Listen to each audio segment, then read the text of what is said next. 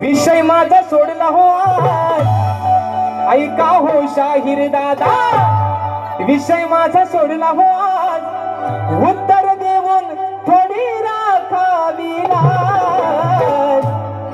वा, तुम्ही नामवंत शाहीर आहात. आज तुमच्यावरती हा विषय बऱ्याच वर्षांना 2 वर्षांना झाली बाबा तुमचा विषय होता. आज परत तुमच्यावरती विषय दिलाय.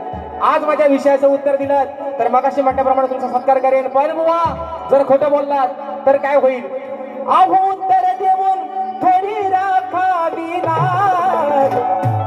जर खोटं बोललात नाही तर तोंडावर तुमच्या तू काल समाज आज, नाही तर तोंडावर तुमच्या तू